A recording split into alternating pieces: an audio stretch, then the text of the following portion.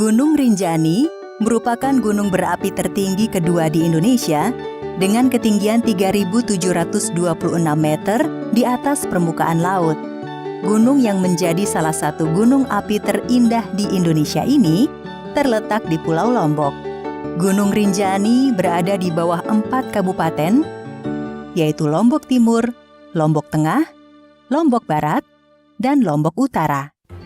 Sebagaimana cerita Nusantara lainnya, Gunung Rinjani juga memiliki legenda tersendiri.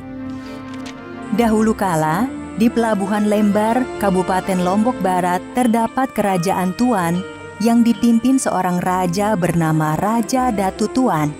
Raja Datu Tuan memimpin kerajaan hingga rakyatnya hidup makmur dan bahagia. Namun, Raja Datu Tuan sendiri sering bersedih hati. Sudah lama Raja Datu Tuan hidup bersama Permaisuri Dewi Mas hingga usia mereka tua. Akan tetapi mereka belum juga memiliki anak. Siapa yang akan meneruskan tahta kerajaan jika mereka tidak memiliki anak? Istriku Dewi Mas, aku mohon maaf jika ini menyakiti hatimu. Bolehkah aku meminta satu permintaan padamu? Tentu saja Raja Datu Tuan, suamiku, katakan saja. Kita sudah lama menikah, tapi belum juga memiliki anak. Aku khawatir kerajaan ini tidak memiliki pewaris penerus kerajaan. Dewi Mas, maafkan aku. Aku harus mengatakan ini. Bolehkah aku menikah lagi? Sesungguhnya berat hati. Tapi demi penerus kerajaan ini, aku mengizinkan suamiku menikah lagi. Mendengar persetujuan Dewi Mas, Raja Datu Tuan pun meminang seorang gadis bernama Sunggar Tutul, putri dari Patih Ulur. Namun, setelah Raja Datu Tuan menikah dengan Sunggar Tutul, perhatian Raja pada Dewi Mas semakin berkurang. Raja Datu Tuan lebih sering bersama Sunggar Tutul. Hal ini membuat Dewi Mas bersedih hati. Namun, Dewi Mas tetap bersabar. Karena kesabarannya, tanpa diduga-duga, Dewi Mas akhirnya hamil. Dewi Mas sangat bahagia. Mimpinya memiliki anak menjadi kenyataan. Kabar bahagia ini pun sampai pada Sunggar Tutul. Dia iri dengan kebahagiaan Dewi Mas. Dia takut raja akan kembali perhatian pada permaisuri. Dia pun membuat rencana buruk untuk menyingkirkan Dewi Mas dari istana kerajaan. Suamiku, bagaimana bisa permaisuri Dewi Mas hamil? Padahal selama bertahun-tahun dia tidak bisa hamil. Jangan-jangan. Oh, tidak. Aku khawatir ini menjadi aib kerajaan. Apa yang kau sampaikan benar juga, istriku. Aku akan mengusir Permaisuri Dewi Mas dari kerajaan. Ini semua demi nama baik kerajaan. Raja Datu Tuan pun memanggil Dewi Mas. Aku tidak ingin kehamilanmu menjadi aib bagi kerajaan. Karena itu, aku minta padamu untuk meninggalkan istana ini sekarang juga. Tapi suamiku, aku adalah istrimu. Ini tidak mungkin. Tolong, jangan usir aku dari istana ini. Tolong. Permintaan tolong Dewi Mas tidak dihiraukan oleh Raja Datu Tuan. Ia meminta para prajurit untuk membawa Dewi Mas keluar. Setelah melalui perjalanan panjang, Dewi Mas akhirnya tinggal di Gili dan ditemukan oleh seorang nahkoda. Setelah bercerita pada sang nahkoda, nahkoda itu pun membawa Dewi Mas ke Pulau Bali sesuai permintaannya.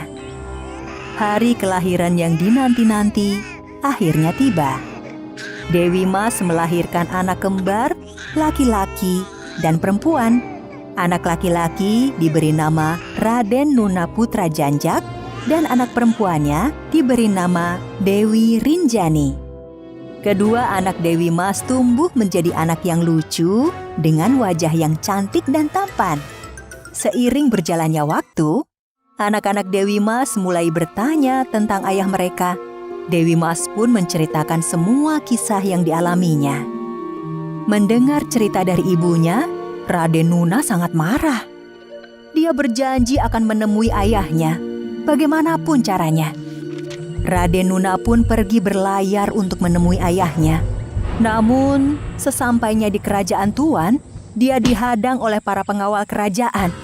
Dengan kekuatan keris yang dimilikinya, Raden Nuna bisa mengalahkan semuanya.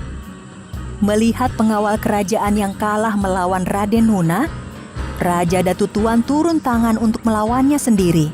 Raja penasaran bagaimana cara untuk mengalahkan anak muda tersebut dan siapa dia sebenarnya. Akan tetapi, ketika Raja Datu Tuan sedang melawan Raden Nuna, tiba-tiba terdengar suara gaib. Hai Datu Tuan, janganlah kau aniaya anak itu. Anak itu adalah anak kandungmu sendiri dari istrimu Dewi Mas. Raja kaget mendengar suara gaib tersebut. Dia juga menyesal. Akhirnya, Raja pun bersedia mendengarkan cerita dari Raden Nuna, anaknya sendiri. Setelah mendengar penuturan dari anaknya, Raja pun menangis. Ia sangat menyesal karena telah mengusir istri yang sangat setia. Baik ayah, aku akan ikut serta menjemput ibu.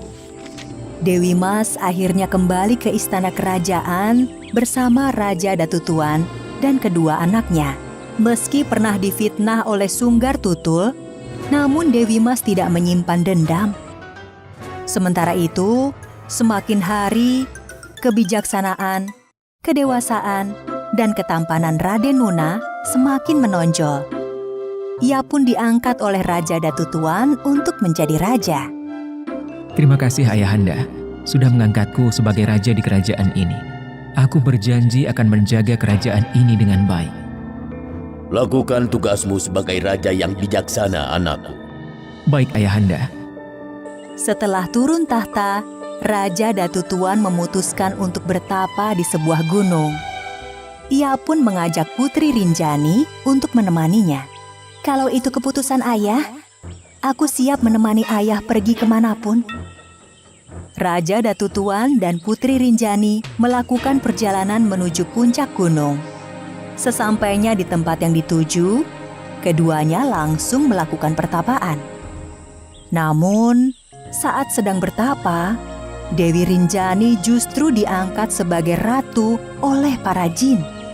Sejak saat itulah, gunung tersebut dinamakan Gunung Rinjani. Bagi masyarakat Pulau Lombok, khususnya suku Sasak dan suku Bali, Gunung Rinjani dianggap sebagai tempat suci dan merupakan istana para dewa. Kini, Gunung Rinjani dengan pemandangannya yang mempesona berhasil menarik kedatangan wisatawan lokal maupun wisatawan mancanegara.